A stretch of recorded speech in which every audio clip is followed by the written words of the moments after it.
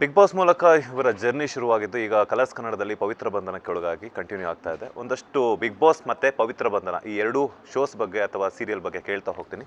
ಮೊದಲನೇದಾಗಿ congratulations, because ಯಾಕಂತಂದರೆ big boss ಮೂಲಕ ನಿಮ್ಮ ಜರ್ನಿಯನ್ನು ಕಲರ್ಸ್ ಕನ್ನಡದ ಮೂಲಕ ಶುರು ಮಾಡ್ತೀರಾ. ಈಗ ಅದೇ ಕಂಟಿನ್ಯೂ ಆಗ್ತಾ ಇದೆ ಪವಿತ್ರ ಬಂಧನ ಅನ್ನುವಂಥದ್ದು. ಹೆಂಗಿದೆ ಹೊಸ ಎಕ್ಸ್ಪೀರಿಯನ್ಸು, ಹೊಸ ಒಂದು ವಾತಾವರಣ? ತುಂಬ ಚೆನ್ನಾಗಿದೆ ಸರ್. ಕಲಿಯೋಕ್ಕೆ ತುಂಬ ಸಿಗ್ತಾ ಇದೆ. ಸೊ ಬಿಗ್ ಬಾಸಲ್ಲಿ ಒಂದು ಹೊಸ ಎಕ್ಸ್ಪೀರಿಯೆನ್ಸ್ ಇತ್ತು. ಅಷ್ಟು ಜನ ಸೆಲೆಬ್ರಿಟೀಸ್ ಮಧ್ಯೆ ಇರೋಕ್ಕೆ ಒಂದು ಆಪರ್ಚುನಿಟಿ ಸಿಕ್ಕಿತ್ತು. ಆ್ಯಂಡ್ ಆಲ್ಸೋ ಈಗ ಹೊರಗೆ ಬಂದಮೇಲೆ ಲೈಫಲ್ಲಿ ನೆಕ್ಸ್ಟ್ ಏನು ಮಾಡಬೇಕು ಅಂತ ಇರೋ ಸಂದರ್ಭದಲ್ಲಿ ಇದು ಪವಿತ್ರ ಬಂಧನ ಅನ್ನೋ ಒಂದು ಧಾರಾವಾಹಿಲಿ ಲೀಡ್ ರೋಲ್ ಆಗಿ ಒಂದು ಆಪರ್ಚುನಿಟಿ ಸಿಕ್ತು.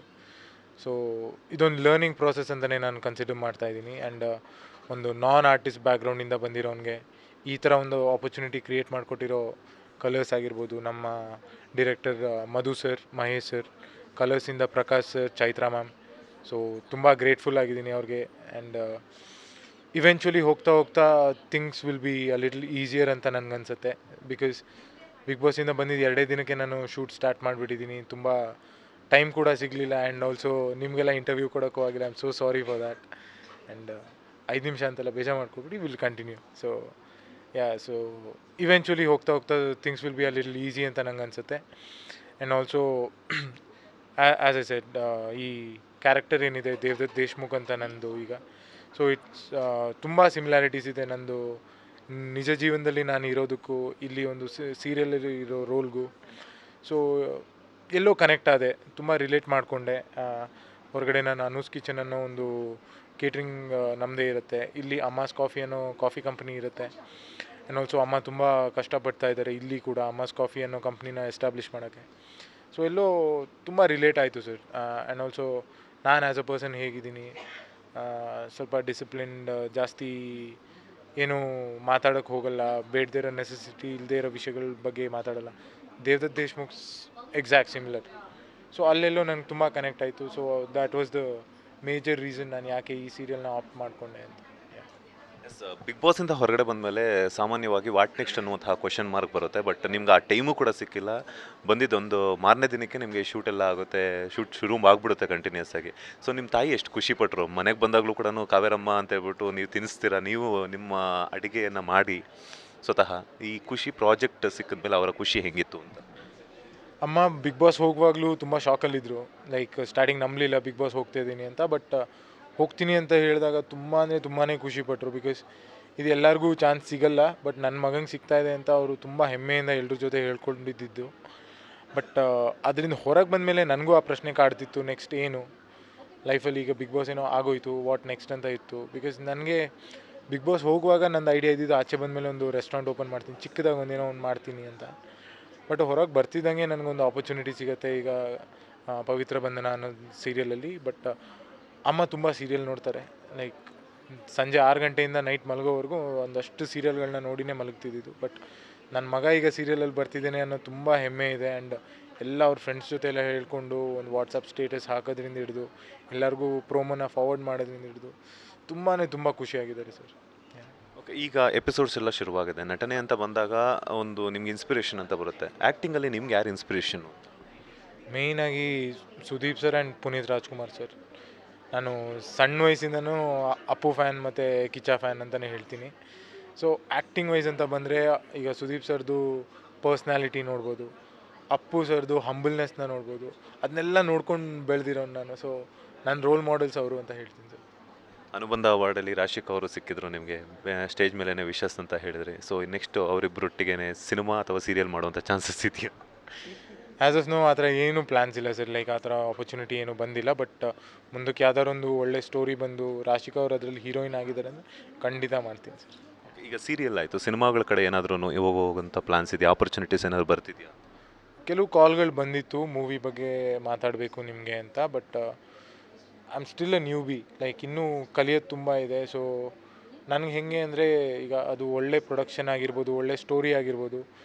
ಬಟ್ ನನ್ನ 100% ಕೊಡಬೇಕು ಅಂದರೆ ನಾನು first I should groom myself. Acting wise ಆಗಿರಲಿ, ಒಂದು ಡ್ಯಾನ್ಸಿಂಗ್ ವೈಸ್ ಆಗಿರಲಿ, ನನಗೆ ನನ್ನ ಮೇಲೆ ಕಾನ್ಫಿಡೆನ್ಸ್ ಇದ್ದರೆ ಅಲ್ಲಿ ಗೋ ಫಾರ್ ಇಟ್ ಅಂತ. ಬಟ್ ಆ್ಯಸ್ ಆಫ್ ನೋ ಈಗ ಸದ್ಯಕ್ಕೆ ಮೂವೀಸ್ ಏನು ಮಾಡೋ ಪರಿಸ್ಥಿತಿಲಿಲ್ಲ.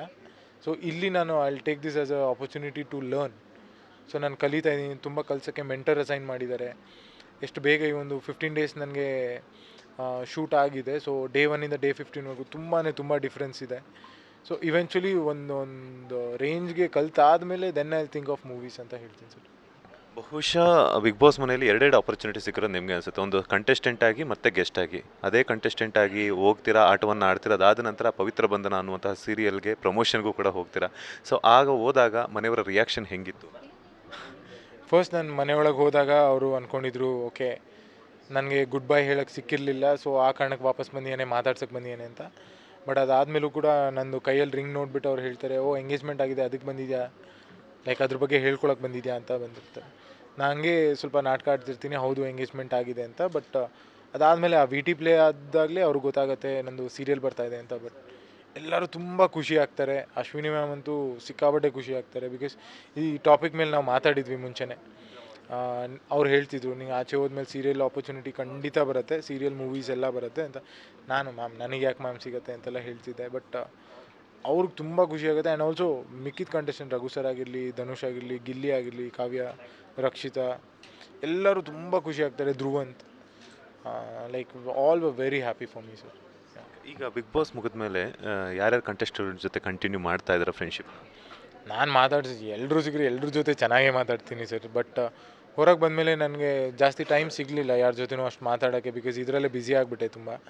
ಬಟ್ ನಂಗೆ ಸೀರಿಯಲ್ ವಿಚಾರದಲ್ಲಿ ಸ್ವಲ್ಪ ಡೌಟ್ಸ್ ಎಲ್ಲ ಇದ್ದಾಗ ನಾನು ಅಭಿಗೆ ಕಾಲ್ ಮಾಡ್ತಿದ್ದೆ. ಅವ್ನು ಗೈಡ್ ಮಾಡ್ತಿದ್ದ, ಈ ಥರ ಎಲ್ಲ ಹಿಂಗೆ ಮಾಡಬೇಕು ಅಂತೆಲ್ಲ. ಸೊ ಅಭಿ ಜೊತೆ ಟಚ್ಚಲ್ಲಿದ್ದೀನಿ. ರಾಶಿಕಾ ಅವ್ರು ಆಚೆ ಬಂದಮೇಲೆ ಅವ್ರ ಜೊತೆ ಮಾತಾಡಿದೆ. ಮಿಕ್ದವರೆಲ್ಲ ಇನ್ನೂ ಟಚ್ಚಲ್ಲಿಲ್ಲ, ಬಟ್ ನಮ್ಮ ಪ್ಲಾನ್ಸ್ ಇದೆ, ಲೈಕ್ ಎಲ್ಲ ಒಂದು ಗೆಟ್ ಟುಗೆದರ್ ಆಗಬೇಕು ಅಂತೆಲ್ಲ. ಸೊ ಎಲ್ಲ ಆ್ಯಕ್ಚುಲಿ ಇಂಟರ್ವ್ಯೂಸಲ್ಲಿ ಬ್ಯುಸಿ ಆಗಿಬಿಟ್ಟಿದ್ದಾರೆ. ಸೊ ಯಾರೂ ಇನ್ನೂ ಅಷ್ಟು ಕಾಂಟ್ಯಾಕ್ಟ್ ಆಗಿಲ್ಲ ಸರ್. ಈಗ ಒಂದಷ್ಟು ಫ್ಯಾನ್ ಪೇಜಸ್ ಇದೆ. ಸೊ ನಿಮ್ಮದು ರಾಶಿಕಾ ಮತ್ತು ಸೂರಜ್ ಅಂತ ಹೇಳ್ಬಿಟ್ಟು ಅವರ ಅಭಿಮಾನಿಗಳ ಆಸೆ ಅಂತ ಆ್ಯಕ್ಟ್ ಮಾಡಿದ್ರು ಇಷ್ಟನೇ, ಬಟ್ ಮದುವೆಗೆ ಹೋಗ್ಬೇಕು ಅಂತ ಹೇಳ್ಬಿಟ್ಟು ಅವರ ಅಭಿಮಾನಿಗಳು ಆಸೆ ಪಡ್ತಾರೆ. ಬಿಕಾಸ್ ಬಿಗ್ ಬಾಸ್ ಸೀಸನ್ 12ರಲ್ಲಿ ಸೂಪರ್ ಹಿಟ್ ಒಂದು ಬಿರುದನ್ನು ಪಡ್ಕೊಂಡಿರುವಂತಹ ಒಂದು ಜೋಡಿ ಅಂತಲೇ ಹೇಳ್ಬೋದು. ಸೊ ಅವ್ರಿಗೆ ಏನಾದರೂ ಹೇಳ್ತೀರಾ ಅಂತ, ಅವರ ಆ ಮದುವೆ ಆಗಬೇಕು ಅಂತ? ಆ್ಯಸ್ ಆಫ್ ನೌ ಈಗ ಮದುವೆ ಪ್ಲ್ಯಾನ್ಸ್ ಇಲ್ಲ ಸರ್. ಲೈಕ್ ಅವರು ಅವ್ರ ಕರಿಯರ್ ಮೇಲೆ ತುಂಬ ಫೋಕಸ್ಡ್ ಇದ್ದಾರೆ, ನಾನು ನನ್ನ ಕರಿಯರ್ ಮೇಲೆ ತುಂಬ ಫೋಕಸ್ಡ್ ಇದ್ದೀನಿ. ಸೊ ಇನ್ನೂ ಒಂದು ಅಟ್ಲೀಸ್ಟ್ 3-4 ಇಯರ್ಸ್ ಅದ್ರ ಬಗ್ಗೆ ಯೋಚನೆ ಕೂಡ ಹೋಗಿರಲ್ಲ. ಮನೇಲಿ ತುಂಬ we were very good friends. ಈಗಲೂ ಕೂಡ ಆ ಫ್ರೆಂಡ್ಶಿಪ್ ಹಾಗೆ ಕಂಟಿನ್ಯೂ ಮಾಡ್ತಾಯಿದ್ವಿ ಅಷ್ಟೇ. ಓಕೆ, ಮನೆಯವರು ಏನಾದರೂ ಹೇಳ್ತಾರಾ ನಿಮ್ಮಿಬ್ಬರು ಫ್ರೆಂಡ್ಶಿಪ್? ಅವ್ರಿಗೆ ಗೊತ್ತು ಸರ್, ಲೈಕ್ ಅವ್ರ ಮಗ ಹೇಗೆ ಅಂತ ಅವ್ರಿಗೂ ತುಂಬ ಚೆನ್ನಾಗಿ ಗೊತ್ತು. So we were very good friends ಅಂತ ಅಮ್ಮಂಗೂ ಗೊತ್ತಿದೆ. ನಮ್ಮ ಫ್ಯಾಮ್ಲೀಲಿ ಯಾರೇ ಇರಲಿ, ರಾಶಿಕನ್ ಫ್ಯಾಮಿಲಿಯವ್ರಿಗೂ ತುಂಬ ಗೊತ್ತಿದೆ. ಅವ್ರು ನನಗೆ ತುಂಬ ಸಪೋರ್ಟಿವ್ ಆಗಿದ್ದರು, ನಾನು ಅವ್ರಿಗೆ ತುಂಬ ಸಪೋರ್ಟಿವ್ ಆಗಿದ್ದರು. ಆ ವಿಷಯದಲ್ಲಿ ಅವ್ರಿಗೂ ತುಂಬ ಖುಷಿ ಇದೆ. So they are all very happy. ಹೊರಗಡೆ ಬಂದ ಮೇಲೆ ಗಿಲ್ಲಿ ಅವರ ಕ್ರೇಜ್ ಬಗ್ಗೆ ಹೇಳೋದಾದರೆ? ಗಿಲ್ಲಿ ಕ್ರೇಜ್ ಲೈಕ್ ನೆಕ್ಸ್ಟ್ ಲೆವೆಲೇ ಇದೆ ಸರ್. ಈಗ ಸೀಸನ್ 1ಇಂದ ಸೀಸನ್ 12ವರೆಗೂ ಐ ಡೋಂಟ್ ಥಿಂಕ್ ಯಾವ ಕಂಟೆಸ್ಟೆಂಟ್ಗೂ ಆ ರೇಂಜ್ಗೆ ಕ್ರೇಜ್ ಕ್ರಿಯೇಟ್ ಆಗಿತ್ತು ಅಂತ. But like he deserves it. Like ಮನೇಲಿ ಅವ್ನು ಇದ್ದಿದ್ದ ರೀತಿ ಆಗಿರಲಿ, ಜನನ ಅವ್ನು ಎಂಟರ್ಟೈನ್ಮೆಂಟ್ ಮಾಡ್ತಿದ್ದ ರೀತಿ ಆಗಿರಲಿ, ಸೊ ಅದೆಲ್ಲ ನೋಡಿದ್ರೆ ಆ ಜನರ ಪ್ರೀತಿ ಏನು ತೋರಿಸ್ತಿದ್ದಾರೆ, ಹಿ ಡಿಸರ್ವ್ ಎವ್ರಿಥಿಂಗ್ ಅಂತ ಹೇಳ್ತೀನಿ. ಈಗ ಮನೆಯಲ್ಲಿದ್ದಾಗ ಬಡವ ಅಂತ ಹೇಳ್ಬಿಟ್ಟು ಒಂದಷ್ಟು ಜನ ಹೇಳ್ಕೊಂಡಿದ್ದಾರೆ ಆ ಥರ ಎಂತೆಲ್ಲ ಇತ್ತು ಅಂತ ಹೇಳ್ತಿದ್ರು. ನಿಜವಾಗ್ಲೂ ಏನಾದರೂ ಒಂದಷ್ಟು ವಿಚಾರಗಳನ್ನ ಗಿಲ್ಲಿಯವ್ರು ನಿಮ್ಮ ಹತ್ರ ಶೇರ್ ಮಾಡ್ತಿದ್ರು? ಇಲ್ಲ ಸರ್, ಅವನು ಅದ್ರ ಬಗ್ಗೆ ಏನೂ ಮಾತಾಡ್ತಿರ್ಲಿಲ್ಲ. ಲೈಕ್ ಎಲ್ಲೂ ನಾನು ಬಡವ, ನಾನು ಶ್ರೀಮಂತ ಅಂತ ಎಲ್ಲೂ ಮಾತಾಡಿರಲಿಲ್ಲ. ಮೇ ಬಿ ಅವ್ನು ಹಾಕ್ತಿದ್ದಿದ್ದು ಬಟ್ಟೆ ನೋಡಿ ಕೆಲವ್ರೇನೋ ಅನ್ಕೋತಿದ್ರೇನೋ, ಓಕೆ ಇವನು ಈ ಥರ ಕಾರ್ಡ್ ಪ್ಲೇ ಮಾಡ್ತಾನೆ ಅಂತ. ಬಟ್ ಇವೆಂಚುಲಿ ಅದು ಸ್ಟಾಪ್ ಆಯಿತು. ಅವ್ನು ಬೇರೆ ಥರ ನಾರ್ಮಲ್ ಬಟ್ಟೆನೇ ಹಾಕೋಕ್ಕೂ ಶುರು ಮಾಡ್ದ. ಸೊ ಆ ಥರ ಎಲ್ಲ ಅವನು ಪೋಟ್ರೆ ಮಾಡಬೇಕು ಅಂತ ಮಾಡೋಕ್ಕೆಲ್ಲೂ ಹೋಗಿಲ್ಲ ಅಂತ. ಎಸ್, ಫೈನಲಿ ನಿಮ್ಮ ಅಭಿಮಾನಿಗಳಿಗೆ ಏನು ಹೇಳ್ತೀರಾ? ಹಾಂ, ಸೊ 27th ರಾತ್ರಿ 10 ಗಂಟೆಗೆ ಪವಿತ್ರ ಬಂಧನ ಅನ್ನೋ ಒಂದು ಸೀರಿಯಲ್ ಮುಖಾಂತರ ವಾಪಸ್ ನಾನು ಕಲರ್ಸ್ ಕನ್ನಡ ಚಾನಲಲ್ಲಿ ಬರ್ತಾಯಿದ್ದೀನಿ. ಸೊ ಮುಂಚೆ ಬಿಗ್ ಬಾಸಲ್ಲಿ ಹೇಗೆ ಸಪೋರ್ಟ್ ಮಾಡ್ಕೊಂಬಂದಿದ್ದೀರಾ, ಮುಂದಕ್ಕೂ ಕೂಡ ದೇವದತ್ ದೇಶ್ಮುಖ್ಗೂ ಅದೇ ಸಪೋರ್ಟ್ ಕೊಡ್ತೀರಾ ಅಂತ ನಾನು ಭಾವಿಸ್ತೀನಿ. So thank you for all the support and love. ಹೀಗೆ ಮಾಡ್ತೀರಿ. Thank you so much. ಒಳ್ಳೆಯದಾಗಲಿ. Thank you so much sir. Thank you. ಇದಾಗಿತ್ತು ಪವಿತ್ರ ಬಂಧನ ಸೀರಿಯಲ್ ಮೂಲಕ ದೇವದತ್ ಅನ್ನುವಂತಹ ಕ್ಯಾರೆಕ್ಟರ್ನ ಮಾಡ್ತಾ ಇರುವಂತಹ ನಮ್ಮ ನಿಮ್ಮೆಲ್ಲರ ಪ್ರೀತಿಯ ಸೂರಜ್ ಅವರ ಮಾತು. ಕ್ಯಾಮ್ರಾ ಪರ್ಸನ್ ರಾಘವೇಂದ್ರ ಸ್ವಾಮಿ ಜೊತೆ Manjunath Srinivas, boss TV Kannada, Bengaluru. Latest ಹಾಗೂ ಇಂಟ್ರೆಸ್ಟಿಂಗ್ ಸುದ್ದಿಗಳಿಗಾಗಿ ಬಾಸ್ ಟಿವಿ ಕನ್ನಡ ಚಾನೆಲ್ನ ಸಬ್ಸ್ಕ್ರೈಬ್ ಮಾಡಿ. ಹಾಗೆಯೇ ಬೆಲ್ ಐಕಾನ್ ಪ್ರೆಸ್ ಮಾಡಿ. ಇದರ ಜೊತೆಗೆ ಫೇಸ್ಬುಕ್, ಇನ್ಸ್ಟಾಗ್ರಾಮ್, ಎಕ್ಸ್ನಲ್ಲೂ ಮಿಸ್ ಮಾಡದೆ ಫಾಲೋ ಮಾಡಿ.